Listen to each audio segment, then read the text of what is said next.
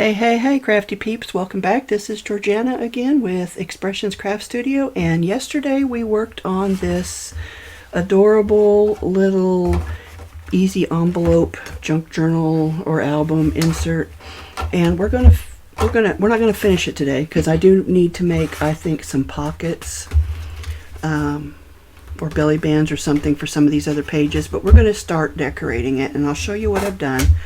So let me just go over to our Design Space window just so you can see this was the file we worked on yesterday.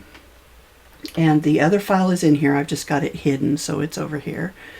And today what I've done is I've cut out the matting layers. So those are the darker blue pieces.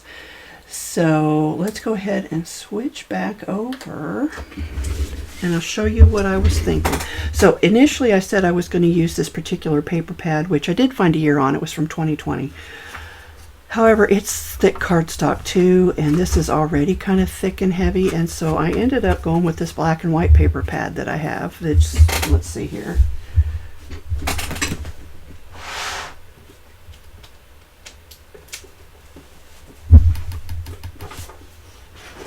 It's called Midnight Chic, and it is from DCWV, which I think is Die Cuts with a View, if I remember correctly. And this one is from 2012, so it's been around a while too, but it's got a lot of black and whites in it, which is why I picked it up, because I love black and white and gray images together. I just think they look elegant, like black tie, you know. I tried to stay away from the florals because I love florals, and I know not everybody else does, and I want this to be for anyone. So I stuck with the more damask and some polka dot prints. I've never been a fan of houndstooth. I could have used it. I've just never been a fan of it. So I kind of stuck with some of these other things. Put that back in its home. So I wanted this for the cover. However, I kind of messed up because it's a little bit big for the cover. Now I could trim it down and make it fit. That's not a problem. But what I think happened was when I was laying out my paper, this was the piece that actually goes on the back. So I'm probably just going to leave it that way. I haven't decided yet. I'm not going to glue this one down yet because I do want to rethink that a little bit, because I did like it on the front. And then on the flap, I also cut from out of there. So it goes really well together. And there are 3 sheets of each of these prints in the booklet. So I could just pull out another sheet or just use something different for the back. We'll see. I haven't decided yet. So that's supposed to be the front. And then as we go along, I've got a variety of pages here for the matting layers for the waterfall. So let me see if I can open this up and just go through this with you. So this is one that I liked. It's really meant to go this way, I think, but I don't think it hurts anything to go that way. Oh, I see a little piece I need to trim. Let me get that off of there so I don't miss it later and glue it down accidentally. So I've got 4 of those. And then I went with something a little bit darker. The size of the pattern's about the same on all of them, but I used different color combinations. They're all either gray and white or black and white or gray and black. So that's another one. I've got 4 of those. And I'm going to alternate them when I start gluing them down. So then here's one. It's a tiny little polka dot in the shape of almost a flower, but not quite. So that's another one. I believe I've got 4 of those as well. Yep, and then finally I've got 2 of these, which are much bolder, and I've only got 2 of those, so I'll have to space those accordingly throughout my design, but I do love that. I love a swirly, arabesque, whatever kind of pattern. It's my jam. It's my jam. So got those, and then these are, I believe, one should be for the front inside. So I could use this one. Let's pull this over. I could use that one, which would look nice on the inside, or I could use this one, which was the other one for the back, or it was supposed to be the back, so that could go there as well, which would also look nice. Or I could put it on the front, and see, it's still a little bit big, so maybe I just need to trim the other one down and use it, and then I'll have this for either the back, right, like so, or the inside. So I can do that with either one of these two pieces. So I'll play with that as I go, as I'm gluing stuff down, and I'll make that decision on the fly. I'm thinking this one on the back, but again, I don't know. All right, so then we're left with these. Now this one is the inside flap. And again, I could switch that up, but that was my plan anyway. And then I've got these pieces here. So one of them is going to go right here, and I think these are all the same size. Nope, this one's bigger. So I don't know. I might have cut something wrong here. It wouldn't be the first time. Let's come back to that one. So I've got these four. So I can do this one here, maybe this one here. And since I've got two of those, when I flip it over, I'll have these two. So that works. So why do I have an extra one of these, I'm wondering?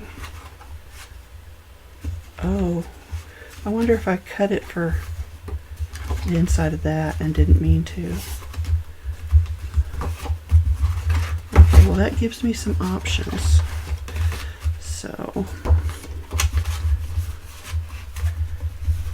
there we go. So this could even go on the front, and actually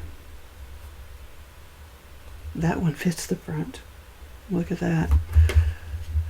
So if I put this on the front, it would go with, was intended to go with this flap,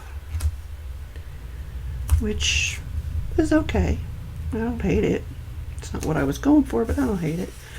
Or the other flap, I hate to get everything out of order because it could go with, oh, actually, I like that better.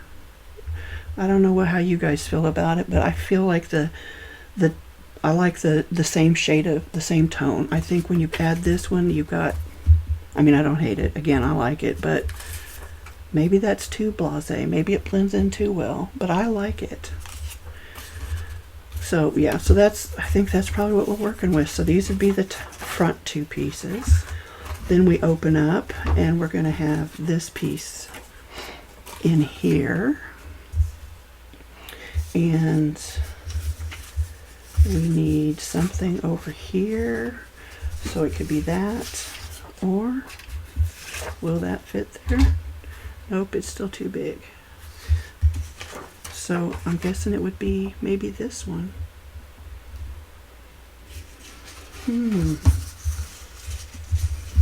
All right, I gotta see what sizes I'm working with here.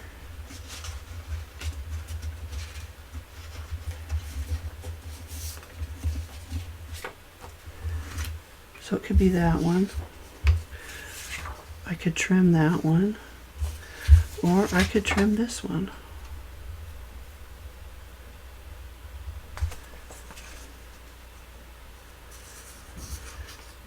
This, I kind of like that too.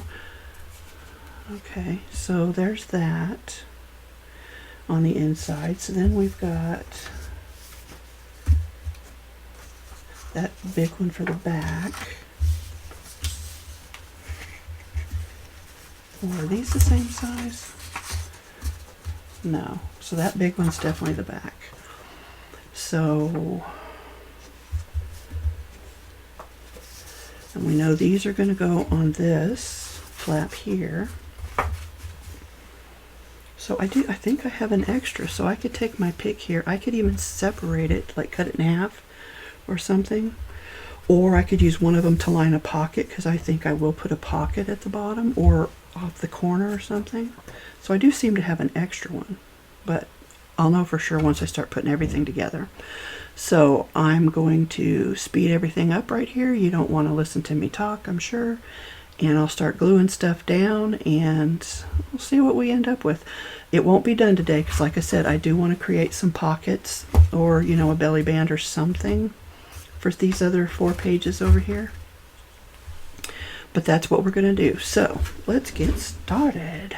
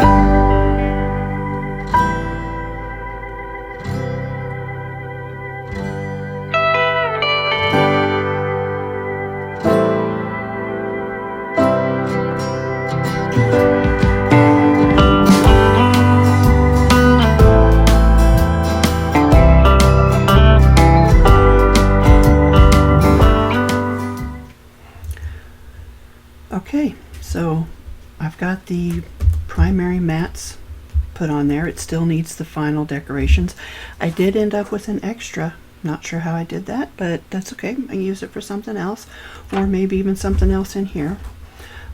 So this is what I ended up with on the cover, and I smudged my ink right out of the gate. So if you're inking, you know, let it dry if it needs to. I was using the Tim Holtz or Ranger Distress Oxide Black Soot. And you don't have to ink the edges. I just like the way it looks. Gives it a nice kind of distressed look, and it helps hide any imperfections as long as they're not too major. And I like that because I'm an imperfect crafter. So we're gonna go do our flip through here. And this is what we've got. We've got this here. You open it up. Got that there. We've got all of our waterfall pages covered. I probably could have even, and maybe that's what I'll use this piece for. Probably could have even just put a piece here on the back. It's the same width, so I could just cut that and put that right there. It's not the worst idea. Might do that. Not today, but next time. So then you close, or you can open it this way. You've got these two. You close it back up. Close, close. Flip it over, and that actually is nice on the back. I would have preferred it on the front, but it's okay on the back. And I've got the text the right side up. It even says, I love you. Whereas this one, the text is upside down, but I don't care. Nobody will notice. The other thing you could do with this, and if you were going to do this, I would have recommended you do it before you glue it on, but you could have stamped in here, or in here, or even in here if you've got white ink. That would look nice. If you've got just like a text stamp, that would have looked nice in there. Whatever, you can do whatever you want with it. I haven't decided yet how I want to close it, but I think because it's pretty poofy, I really wish I'd put an extra score line up there so I'd have a nice little gusset or spine, whatever you want to call it. But I didn't, and I'll have to do that next time, I guess. So I think what I will do is I will put one of those buttons I was talking about, just a round piece of cardstock, maybe a couple layers of it, and punch a hole in the center of it, tie my string around it, and then fix it so it goes this way. That way I only have to have one button. And I could, you know, still decorate the front with something else, especially if I wanted to cover up my smudge. But otherwise, I think it's pretty cute. So we'll finish it in the next video. I'm going to leave these. These are great for pictures. Like I said, you could put recipes, type them out, and put them, you know, mat them on these mats. You could insert longer, bigger recipes over here, especially if you've got something that's handwritten from grandma or great grandma, or even, you know, your mother, in my case, who's gone. It might be nice to be able to preserve her handwriting if you're, you know, sentimental like I am. So that's a nice option. Or again, wedding photos. Depending on the size of the wedding invitation, it might fit here, might fit here. If you put a score line in it, you could, you know, do something like that. I don't know. It depends on how big it is.